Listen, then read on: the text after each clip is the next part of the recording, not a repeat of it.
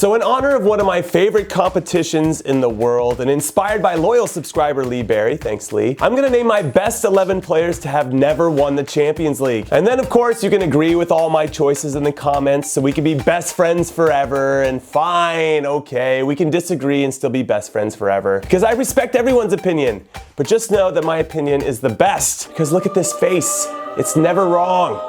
And you know it. Also, just to make you feel even more pain for these great players that have never won the biggest prize in Europe, here are some of the names of players that do have a Champions League winner's medal. I'm talking Ross Turnbull, Benny McCarthy, Scott Carson, Ibrahim Afellay, you guys remember him, and David May, who looks like my high school English teacher. Also ×2, just so we're clear, I'm only picking players that have played in this competition before. So Pelé is not eligible since he never played in Europe at the club level. And I think that's the only stipulation. Also, when I was a kid, I called him Pele. But then I've learned since I've gotten older that it's Pelé. Or Pele, Pele, Pele, Pele.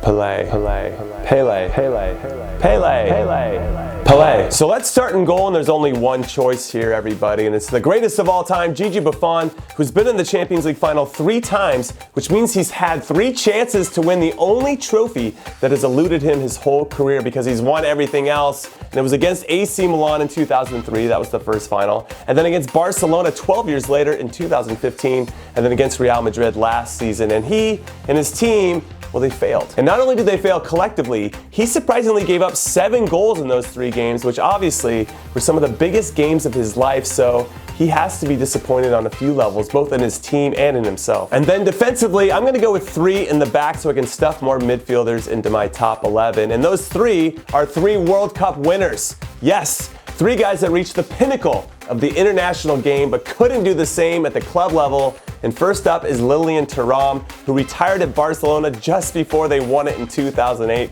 which must sting just a little bit. Well, he's also the most capped player in France's history with 142 caps, and he also won the Euros in 2000 for his country. But again, he could never win the big club enchilada with the 4 clubs he played for: Monaco, Parma, Juventus, and Barcelona. And then there's one of the greatest defenders of all time, Fabio Cannavaro, who not only captained Italy to their World Cup win in 2006, but he got to play against me in the same tournament, which has to be a career highlight for him. Also, he is one of 3 defenders, Franz Beckenbauer and Matthias Sammer being the other 2, to have ever won the Ballon d'Or, which obviously is a very, very big deal, and especially for a defender. But despite all of his incredible success, he could never win the Champions League with the 5 clubs he played for in his career: Napoli, Parma, which he shared some time with Lilian Thuram, Inter Milan, Juventus, and Real Madrid. And then finally, sitting in the middle of Cannavaro and Thuram, it's the only German player to have ever won the FIFA World Player of the Year, Lothar Matthäus, who's also the only men's player in the history of the world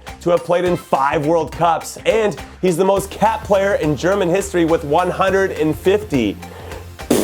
But he can never do the business with his 3 clubs in Europe: Borussia Mönchengladbach, Bayern Munich, and Inter Milan. Also, fun fact for you, my first red card in my MLS career was earned by me getting my 2nd yellow after Matthäus dove during a game when he played for the Metro Stars. But hey, I'm not mad. I know trying to gain an advantage is part of the game, and since his team was losing, I completely understand why he was doing everything that he could to get his team back in it. Now, fun fact for you, ×2, they lost, by the way, so in case you're keeping score like I am, Matthäus and I have faced off 1 time in our lives, and it's me 1, Matthäus 0, which, by my math, makes me greater than one of the greatest of all time. Yeah! Whoa! Also, I should mention that Matthäus was minutes away from being a Champions League winner with Bayern Munich in 1999, but then Manchester United scored 2 goals in the last few minutes to win their famous treble, which sadly also happened to Matthäus in 1987 as well, when Bayern were up 1-0 until they gave up 2 late goals to lose to Porto. And to make matters worse, the year after he retired, Bayern won the Champions League without him, so he has to be pretty bitter about that. Or I would be. I'd be super bitter. Especially in the game against Manchester United because he got subbed off with 10 minutes left. And I bet he feels like if he had been playing, that wouldn't have happened, and then he wouldn't be on this list. Or that's all I would be talking about. Like, this coach, man, the coach took me out. I don't know why he took me out. And now in midfield, I'm going with not as much width. Instead, I'm going to go with a ton of talent, so it'll look kind of like a rhombus in the middle of the field. Though these guys are so good, they'll smartly find and use the space given to them by the opposition, even if it's out wide. And now I'm getting into the tactical weeds, but I'm a tactical nerd, and so I'm okay owning that. But this isn't even real life. It's just all pretend and speaking hypothetically. And anyway, I'm gonna have two guys sitting in front of this back three, and the first one's gonna be Patrick Vieira, who's another World Cup and Euros winner with France, and who I believe will arguably go down as one of the finest midfielders of his generation, and who was also the heart and soul of Arsenal's invincible team in 2004. But sadly for him, great for my top 11, he would never hold the Champions League trophy above his head. However, he was close. He left Inter Milan in January of 2010 to join Manchester City, and 5 months later, Inter were the champions of Europe, and that's gotta suck just a little bit. Sorry, Patrick. And then next to him is another World Cup winner and one of Vieira's teammates with Arsenal, so you know they're gonna have good chemistry in this ultimate team lineup that I'm putting together. And it's Cesc Fabregas, who lost in the 2006 Champions League final with Arsenal 2-1 to Barcelona, who, fun fact for you, if you didn't know this already, were actually the club that developed him as a youth. And then, in a cruel twist of fate, after he rejoined Barcelona from Arsenal, Barca had just won the Champions League before he showed up, and then they didn't win it when he was there, and then they won it the year after he left to join Chelsea. So, talk about being bitter.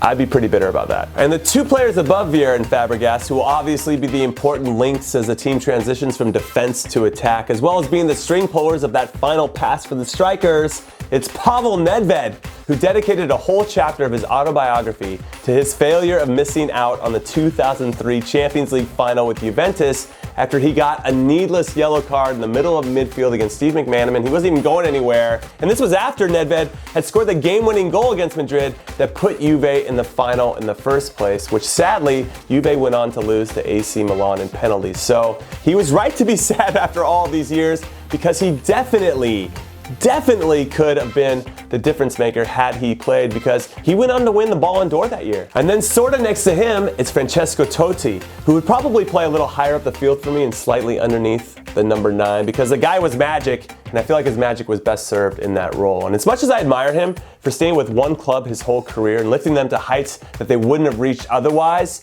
it would have been very cool to see him play for one of the biggest clubs in the world, maybe one in Spain like Real Madrid or Barcelona, so that he could have legitimately competed for the Champions League trophy on a consistent basis. And then for my top 3 attacking players, well, it's going to consist of 2 wingers who can interchange or float centrally or float out wide or whatever they felt was necessary. I trust their judgment. And a number 9 up top for them to play off of. And we're going to start with one of the wingers first, and his name is Dennis Bergkamp. The Dutch legend left Ajax a couple of years before they won it in 1995, and that was his closest taste, until he was an unused substitute in Arsenal's 2006 final defeat to Barcelona, which sadly was his last ever game as a professional. And I mean, how do you leave that guy on your bench, especially when your club was losing in a final, which means it should have been Wenger out way back then. The writing was on the wall, everyone, and we refused to see it. But back to Bergkamp, even though he did win 2 UEFA Cups with Ajax and Inter Milan, it's not the same as the Champions League. Also, in case you didn't know this about him, he hated to fly. So he endured a ton of criticism during his career because he refused to get on a plane for away matches in this competition. But I don't care, because the guy was the goods, and he deserves a place in my top 11, especially if we have all of our games at home. And then on the other side of the number 9, it's another World Cup winner who, like Francesco Totti, put a good club on his back to make it great, and I'm talking about Diego Maradona, who didn't actually play in what we now know as the Champions League, but he did play in what it used to be called the European Cup before they rebranded it, and he played in it twice. He and Napoli lost to Real Madrid in the knockout rounds in 1988, and then in 1991, they lost to Spartak Moscow also in the knockout rounds, and that was it. But no one can deny his greatness and influence on the game as one of the world's best ever players, so he was an easy pick. And then finally, my number 9, who I actually cannot believe didn't win the Champions League in his career since he played for so many great clubs, and no, it's not the mighty Zlatan. It's Ronaldo, the OG Ronaldo, who won 2 World Cups with Brazil in 1994 and 2002, and who was the winner of the Golden Ball as the tournament's best player in the World Cup that he didn't win in 1998. He also won the Ballon d'Or twice and is considered by me and maybe a few of you others as the best Ronaldo that has ever lived. And I'm sorry to say that, Cristiano fans, but it's true. And as a fun fact, this Ronaldo got to play against me once, and out of respect, I let him score twice. Also, even though he spent time with clubs that have won multiple Champions League trophies like Barcelona, Inter Milan, Real Madrid, and AC Milan, he never won it with any of them. And like everyone else on this list, that has to come as a massive disappointment in his otherwise legendary career. So that is it. That is all I got, but I'm sure you got some names for me that I'm missing. But in case you don't, let me help you with my list of honorable mentions. I'm talking Zlatan Ibrahimovic, Michael Ballack, Hernan Crespo, Gabriel Batistuta, Ruud van Nistelrooy, Philippe Cocu, Roberto Baggio, Robert Perez, Jimmy Conrad, Sergio Aguero, Laurent Blanc, Robert Lewandowski, and I'm sure a bunch of others. So again, let me know your thoughts, but agreeing with me is always appreciated. Later.